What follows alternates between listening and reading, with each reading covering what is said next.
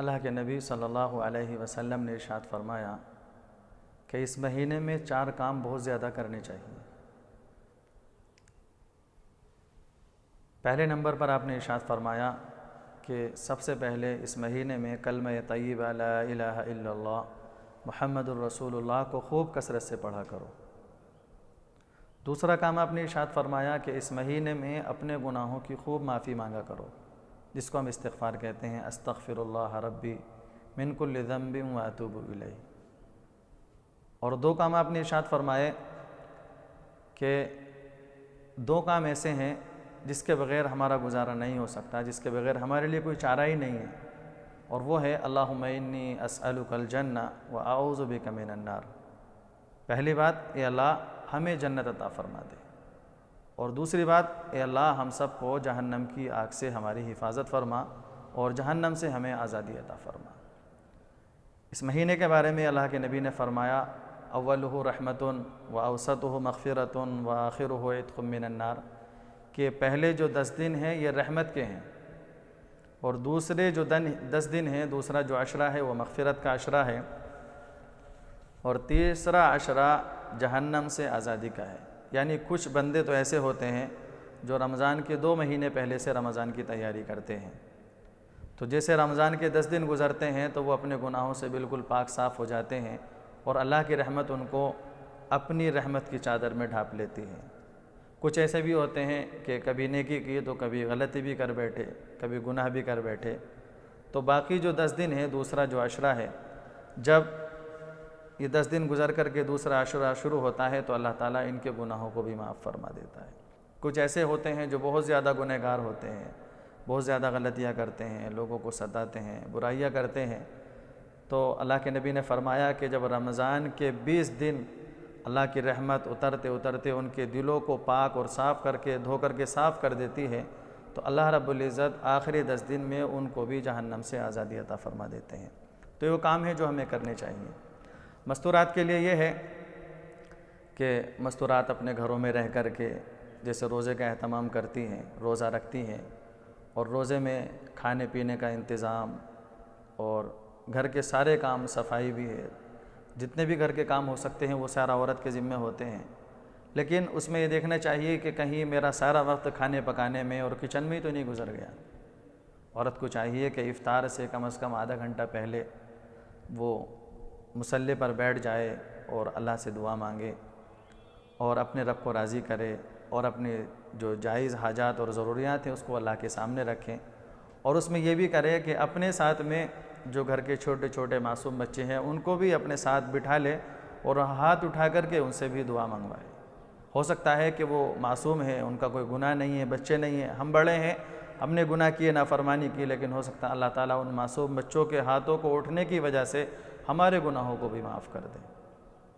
ایسا نہیں کہ گھر کی عورت جو ہے صرف کھانا بنانے کے لیے ہے۔ ہاں، اگر کسی گھر میں ایک ہی عورت ہو اور ایک ہی مہیلا ہو اور اس کو سارے کام کرنے ہوں تو ہاتھ اٹھا کر کے ہی دعا مانگنا نہیں ہوتا، دعا تو اصل دل سے مانگی جاتی ہے، تو دل میں دعائیں مانگتے رہیں۔ اور افطار کے وقت بہت زیادہ احتیاط کرنے کی بھی ضرورت ہے۔ آدمی کو یہ جو روزہ ہے اس میں انسان کے جسمانی بھی فائدے ہیں، روحانی بھی فائدے ہیں، جیسے ابھی لوگوں نے کتابوں میں لکھا، پڑھا بھی جا رہا ہے کہ جب آدمی بھوکا رہتا ہے، 8-10 گھنٹے بھوکا رہتا ہے، بھوکا پیاسا رہتا ہے، تو کینسر سے بچاؤ کا بھی اس کے اندر ذریعہ ہے کہ آدمی کینسر سے بھی بچ سکتا ہے۔ اور بہت سارے جسمانی فائدے ہیں، آدمی اپنی صحت کا خیال رکھے کہ افطار کے وقت بہت زیادہ تلی ہوئی چیزیں استعمال نہ کرے، یا اسی طریقے سے بہت زیادہ ٹھنڈا پانی استعمال نہ کرے، کیوں کہ وہ انسان کی کڈنی کے اوپر اٹیک کرتا ہے اور اس سے نقصان ہو سکتا ہے۔ تو انسان کو بہت سارے کام ایسے ہیں جن سے بچنا چاہیے۔ اور اس کے علاوہ جو روحانی کام ہے وہ یہ ہے کہ کسی کی برائی نہ کرے، کسی کو گالی نہ دے، اپنی آنکھوں کی حفاظت کرے، اپنی زبان کی حفاظت کرے۔ اور اسی طریقے سے اللہ کے نبی علیہ الصلاۃ والسلام کے زمانے میں 2 عورتوں نے روزہ رکھا، ان کو اتنی بھوک اور پیاس لگی کہ وہ بالکل مرنے کے قریب ہو گئے۔ آپ کو بتایا گیا ہے اللہ کے نبی، ان عورتوں نے روزہ رکھا تھا اور ان کو اتنی بھوک اور پیاس لگی ہے کہ ان کی جان نکلنے کے قریب ہے بالکل۔ آپ نے ان کو بلایا اور یہ فرمایا کہ ان سے کہو کہ وہ ایک پیالے کے اندر قے کریں، الٹی کریں۔ جب انہوں نے قے کی، الٹی کی، تو اس کے اندر خون نکلا، گوشت کے لوتھڑے نکلے۔ اللہ کے نبی علیہ السلام نے فرمایا کہ انہوں نے روزہ تو رکھا، لیکن انہوں نے اپنے بھائیوں کی، بہنوں کی روزے کی حالت میں بھی غیبتیں کی، برائیاں کی، وہی ہے یہ۔ تو ان برائیوں سے اپنے آپ کو بچائیں اور انسان اپنی نگاہوں کی حفاظت کرے، اس لیے کہ حدیث پاک کے اندر آتا ہے کہ انسان کی جو نگاہ ہے یہ شیطان کی تیروں میں سے ایک تیر ہے۔ پھر اللہ کے نبی علیہ السلام نے عورتوں کے لیے بھی، مردوں کے لیے بھی، سب کے لیے اس بات کا حکم فرمایا کہ اللہ نے تمہارے اوپر جو روزے فرض کیے ہیں یہ تمہاری کامیابی کے لیے ہیں۔ اس طریقے سے رمضان المبارک کے مہینے میں بہت سارے مسائل ایسے ہوتے ہیں، جیسے ایک انسان غسل کر رہا ہے، نہا رہا ہے یا وضو کر رہا ہے اور وہ اچانک کچھ کھا پی لیتا ہے، تو علماء نے لکھا ہے کہ ان سے روزہ نہیں ٹوٹتا ہے۔ بھول سے آدمی کوئی بھی چیز کھا پی لے، اس سے روزہ نہیں ٹوٹتا ہے۔ اس طریقے سے ضرورت پڑنے پر آدمی روزے کی حالت میں انجیکشن بھی لگوا سکتا ہے، لیکن وہ انجیکشن ایسا نہیں ہونا چاہیے کہ جس کی دوائی براہ راست معدے تک یا انسان کے دماغ تک جاتی ہو۔ جو انجیکشن لگتا ہے وہ نسوں کے ذریعے سے دوائی انسان کے جسم میں جاتی ہے، تو اس سے روزہ نہیں ٹوٹتا ہے۔ اسی طریقے سے اور بہت ساری تدابیر ہیں، بہت سارے کام ہیں جن سے ہمیں روزے کی حالت میں بچنا چاہیے، تبھی ہمارا اصل روزہ ہوگا۔ پھر یہ ہوگا کہ ہم جو بھی اللہ رب العزت سے مانگیں گے وہ ہمیں ملے گا۔ اور اللہ کے نبی علیہ السلام نے یہ بھی ارشاد فرمایا کہ افطار کے وقت، جب افطار کا وقت ہوتا ہے تو اس وقت اپنے لیے اور دنیا بھر کے لوگوں کے لیے اور اپنے والدین کے لیے، سب کے لیے دعا مانگا کرو، اس لیے کہ اللہ رب العزت روزانہ افطار کے وقت 10 لاکھ لوگوں کو معاف فرماتے ہیں، 10 لاکھ لوگوں کو معاف فرماتے ہیں۔ اور جب رمضان کا آخری دن ہوتا ہے